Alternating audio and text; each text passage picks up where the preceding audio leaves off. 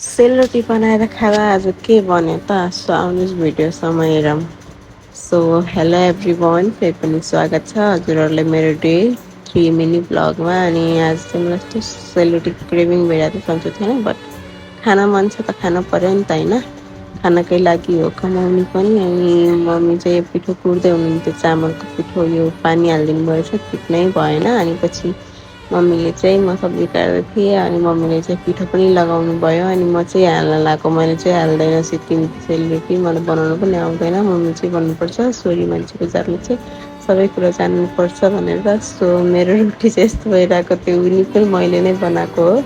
कराईले साथ नदिएर गाइस 3टा कराई चेन्ज गरिसक्यौँ तर पनि भएन। अनि मम्मीले छोड तैँले पिठोभरि बिगारिस् भनेर मम्मी बनाउनु लाग्नु भएको थियो। मम्मीको पनि त्यस्तो भयो कि गाइस, किनभने कराई नै त्यस्तै रहेछ नि त, गहिरो टाइपको। अब चाख्लो भएको भए सायद हुन्थ्यो होला। अनि म चाहिँ बनाउँदा बनाउँदै तातै खाँदै थिएँ होइन। मम्मी गाली गर्नु लाग्नु भएको थियो, तातो नखा खरो हुन्छ भनेर। अनि अर्को बेलामा चाहिँ सब्जी बसालेको थिएँ।